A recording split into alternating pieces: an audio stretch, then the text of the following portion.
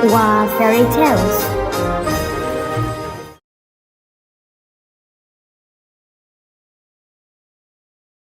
एक बार की बात है, एरेंडेल के एक सुंदर साम्राज्य में राजा और रानी की दो बेटियां थीं, जिनका नाम एल्सा और एना था। वे एक साथ खुशी से रहते थे, जो एक आदर्श जीवन था जिसे हर कोई चाहता था। ये शांतिपूर्ण दिन लंबे समय तक नहीं रहे। एक दिन एल्सा को पता चला कि उसके पास एक विशेष शक्ति है, बर्फ को नियंत्रण करने की। हालांकि एल्सा को इस बारे में कोई जानकारी नहीं थी कि वे अपनी शक्ति को कैसे काबू में रखे। ये बहुत खतरनाक था। जैसे कि एक बार हुआ, जब वे खेल रहे थे, तब एल्सा ने एना को चोट पहुंचा दी। एना, क्या तुम ठीक हो? मुझे माफ कर दो, मेरा ऐसा इरादा नहीं था। पिताजी, माँ, एना को बचाओ।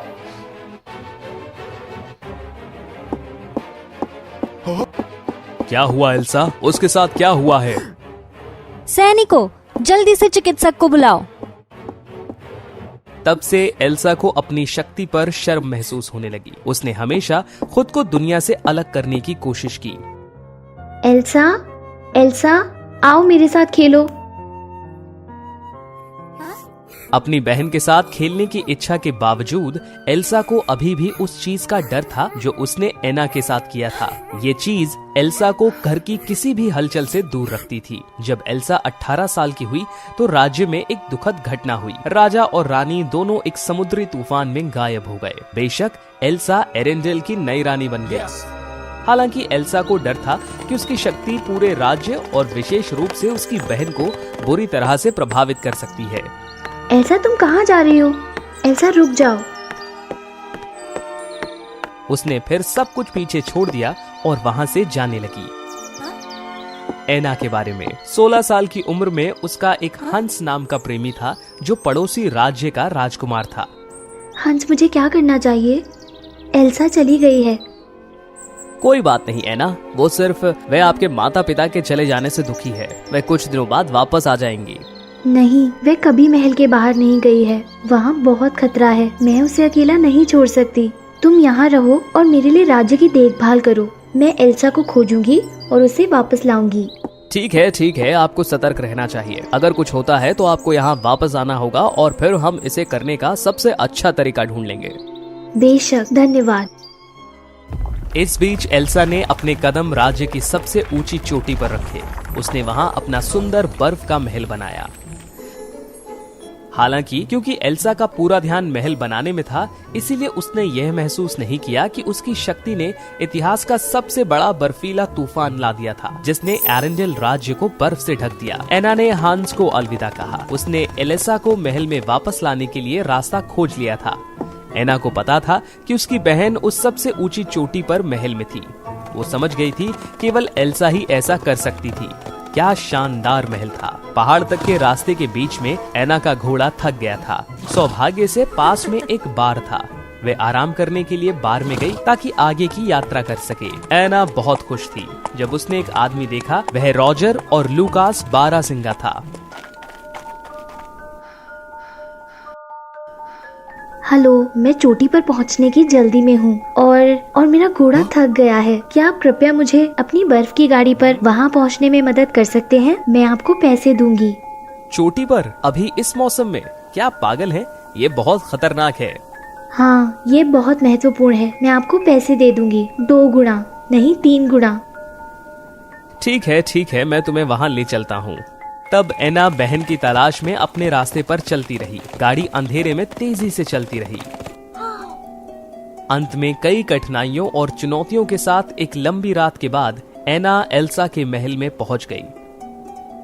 वे ओलाफ, एक बर्फ के आदमी से मिले जिसको एल्सा ने अपने लिए बनाया था। हेलो, आप कौन हैं? आप क्या चाहते हैं? हेलो, मैं एना हूँ और यह मेरा दोस्त रॉजर और लूकास है। मैं यहाँ अपनी बहन एल्सा को खोजने आई हूँ। तो क्या एल्सा यहाँ इस महल में रहती है? एना, तो आप एना हैं जिसके बारे में मास्टर हमेशा बात करती हैं। मास्टर, ये सही है? यह महल एल्सा का है? हाँ, मैं उसकी बहन हूँ। मैं उसे मिलने आई हूँ। हाय एना, मैं ओलाफ हूँ, इस महल का बटलर। मैं आपको उनके पास ले चलता हूँ। एल्सा से मिलाने के लिए ओलाफ खुशी खुशी एना और रॉजर को महल में ले गया। अपनी बहन से मिलकर एना वास्तव में बहुत खुश हुई। एल्सा, एना, तुम यहाँ क्यों हो? और राज्य का क्या? मैं तुम्हारे लिए आई हूँ। एरेंडेल को तुम्हारी जरूरत है। मैं नहीं चलूंगी। मैं वापस नहीं जा सकती। मैं राज्य के लिए कुछ भी मदद नहीं कर सकती। यह आप सभी के लिए बहुत खतरनाक है। मैं अपना विचार नहीं बदलूंगी। तुम यहाँ से वापस चली जाओ। देखो, तुम्हारे जाने के बाद सब कुछ बर्फ में ढक गया है। तुम इस राज्य की शासक हो। तुम जानती हो तुम्हें अपने नागरिकों का ध्यान रखना होगा, सूर्य के प्रकाश को वापस इस जगह पर लाने के लिए। ऐसा लगा मानो कि उन शब्दों ने एल्सा को प्रभावित किया हो। वह आश्चर्यजनक रूप से अपने राज्य को देखने के लिए खिड़की की ओर भागी। हरा भरा एरेंडल अब बर्फीला एरेंडल बन चुका था। बिल्कुल नहीं। क्यों? क्या मेरी शक्तियों ने पूरे राज्य को बर्फ में ढक दिया है? ऐसा नहीं हो सकता। नहीं। एल्सा की शक्ति ने नियंत्रण खोना शुरू कर दिया। उसके हाथों से बर्फ के टुकड़े निकलने लगे। दुर्भाग्य से उनमें से एक एना को लग गया। एना, हमें वापस जाना चाहिए। आपको चोट लगी है। नहीं नहीं, जब तक मैं एल्सा को वापस। हांस की बात करें तो 2 दिन के बाद एना की कोई खबर न मिलने पर हांस ने अधिक जानकारी के लिए एल्सा के महल में जाने का फैसला किया। हालांकि वह इतने सैनिकों को बिना किसी स्पष्ट कारण के अपने साथ ले आया था। ये पता चला कि उसका उद्देश्य केवल एल्सा को पकड़ने का था, न कि एना की तलाश करना। एल्सा को हराना आसान नहीं था। उसने लड़ने के लिए अपनी शक्ति का इस्तेमाल किया। एल्सा, रुक जाओ। क्या आप इस राज्य को नष्ट करना चाहती हैं? एना खतरे में है। क्या आपको अपनी बहन के जीवन की परवाह नहीं? एना खतरे में है? ऐसा कैसे हो सकता है? मेरी वजह से? बिल्कुल नहीं। उस समय तक हांस ने एक सैनिक को एल्सा को पीछे से मारने का आदेश दिया। एल्सा बेहोश हो गई और उसे वापस महल में ले गए। राजकुमारी एना गंभीर रूप से घायल हो गई हैं और वो अपने कमरे में है। ठीक है, मुझे रास्ता दिखाओ। एना, क्या तुम ठीक हो? हंस, तुम वापस आ गए। मुझे चोट लगी है। कृपया चिकित्सक को बुलाएं। मुझे एल्सा को खोजने के लिए वापस जाना है। एना, तुम्हें कहीं जाने की जरूरत नहीं है। एल्सा वापस आ गई है। सच में?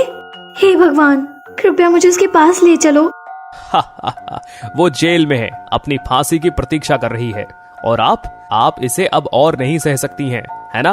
माफ करना है ना, इस साम्राज्य को मेरा होना है और ये होगा मेरा। हंस, क्या? पर क्यों? आप? हांस कमरे से बाहर चला गया, एना को अपना सवाल खत्म करने दिए बिना, और कमरे में केवल एक अकेली राजकुमारी थी। वहीं दूसरी तरफ हांस ने राज्य के बड़े बुजुर्गों को बुलाया और एल्सा के बारे में बताया। सब सुने, एल्सा वास्तव में एक दुष्ट चुड़ैल है। मैंने लंबे समय से इस बारे में सोचा है। वह ही इस भयानक बर्फीले तूफान का कारण है। जब मैं उस चोटी पर उसके महल में पहुंचा तो उसने कई सैनिकों को चोट पहुंचाई। ये माफ नहीं किया जा सकता। मुझे डर है कि राज्य फिर से खतरे में पड़ जाएगा। असंभव, प्यारी राजकुमारी एल्सा एक दुष्ट चुड़ैल। हे भगवान, ये वास्तव में आश्चर्य की बात है। अगर हम उन्हें जीवित रहने देते हैं तो ये राज्य जल्द ही ढह जाएगा। सभी लोग हांस के साथ सहमत थे। तुरंत उसने एल्सा को सजा देने के लिए लाने की आज्ञा दी। एना को क्या हुआ? यह सब मेरे कारण है, इस अजीब शक्ति की वजह से। इसके बिना मैं अपने प्रिय के साथ शांतिपूर्ण जीवन जी सकती थी। दरवाजा खुला। एल्सा ने 2 सैनिकों को देखा जिनका कर्तव्य था कि वे उसे सजा देने के लिए लेकर जाएं। राजकुमारी एल्सा, समय आ गया है, कृपया हमारे पीछे आए। एना के हाथ और चेहरा धीरे धीरे बर्फ में ढक गए। ऐसा लग रहा था कि उसके शरीर में भी वही सब होने वाला था, बस कुछ ही समय और। कमरे में बंद होने के कारण वह हताशा थी। एना ने अपनी बहन को खोजने के लिए कमरे से बाहर निकलने की कोशिश की। हालांकि जमे हुए भागों के कारण वह वहां पड़े रहने के अलावा कुछ नहीं कर सकती थी। ओलफ, तुम यहाँ क्या कर रहे हो? मेरे मास्टर को पकड़ लिया गया है। मैं उन्हें खोजने के लिए यहाँ आया था, फिर मैंने आपको यहाँ पाया। ओलफ, कृपया मुझे यहाँ से निकलने में मदद करो। एल्सा खतरे में है, हमें उसे बचाना होगा। क्या? वो खतरे में क्यों है? क्या उस क्रूर राजकुमार के कारण? हाँ, ये एक लंबी कहानी है। पहले मेरी मदद करो। ओलाफ ने एना को कमरे से बाहर निकाला। तब उसने एल्सा को खोजने की योजना बनाई। सुना है राजकुमारी एल्सा को फांसी तक पहुंचाया जा रहा है। हाँ, मैंने सुना है कि वह एक दुष्ट चुड़ैल है। क्या दुष्ट चुड़ैल? वो ऐसी नहीं है, बिल्कुल नहीं। मुझे पता है क्यों। ओलाफ जल्दी करो, हमें एल्सा को बचाने की जरूरत है, जल्दी। वे जल्द ही फांसी की जगह पर पहुँचे। सौभाग्य से जब वे फांसी की जगह पर पहुँचे तो सैनिक ने अपना ब्लेड ऊंचा किया हुआ था।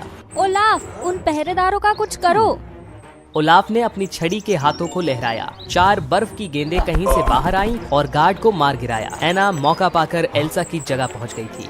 ओलाफ, एना, तुम यहाँ क्या कर रहे हो? एना ने आगे बढ़ने के लिए अपनी पूरी ताकत का इस्तेमाल किया। जब वे एल्सा के पास पहुंची तो सैनिक अपनी तलवार चलाने ही वाला था। उसने अपने जान की परवाह नहीं की। एना ने तलवार को रोकने के लिए अपने हाथों को उठाया। एना नहीं, ऐसा मत करो, नहीं। सबसे हताश क्षण में एक चमत्कार हुआ। एना पूरी तरह से जम गई। ब्लेड उसके पार नहीं जा सका और टुकड़ों में टूट गया। एना! एक बार फिर एल्सा की शक्ति ने काम किया, जिसने सभी जंजीरों को तोड़ दिया। एल्सा दौड़कर अपनी बहन के पास गई। एना, क्यों? क्या तुम इतनी मूर्ख हो? तुमने मेरे लिए अपनी जान की परवाह क्यों नहीं करी? क्यों? मैं ही हमेशा क्यों होती हूँ जो तुम्हारे लिए दुर्भाग्य लेकर आती हूँ? एल्सा के गाल पर आंसू आ गए जो एना पर गिर गए और इस जादुई चीज ने एना पर जमे हुए अभिशाप को दूर कर दिया। तब एल्सा को समझ में आ गया, प्यार की गर्माहट गर्मी को ला सकती है और अभिशाप को दूर कर सकती है। और प्यार अपनी बहन की रक्षा करने का सबसे अच्छा तरीका है, दूर रहना नहीं, जैसा उसने लंबे समय से सोचा था। एल्सा, आखिरकार तुम्हारा वापस से स्वागत है। मुझसे दूर मत रहना आप। हाँ हाँ हाँ एना, हम हमेशा के लिए साथ रहेंगे। अंत में एल्सा ने अपनी शक्ति को नियंत्रित करना सीख लिया। उसने अपना हाथ उठाया और सारी बर्फ गायब कर दी। सूरज बादलों के पीछे से दिखाई दिया। सूरज की रोशनी वापस एरेंडेल में छा गई। राजकुमारी की जय हो, राजकुमारी की जय हो। राजकुमारी एल्सा, हमें हंस की बातों पर विश्वास करने के लिए क्षमा करें। हमारे राज्य में गर्मी लाने के लिए धन्यवाद। कोई जरूरत नहीं, यह जिम्मेदारी मेरी है। जब मैं यहाँ नहीं थी तो राज्य की देखभाल करने के लिए आप सभी का धन्यवाद। यह हमारा कर्तव्य और सम्मान है कि हम आपका अनुसरण करें, राजकुमारी। उसके बाद राजकुमार हांस को अपने बाकी के जीवन के लिए निर्वासन करने के लिए भेजा गया था। एल्सा और एना ने मिलकर न्याय की निष्पक्षता और समृद्धि में हमेशा के लिए शासन किया।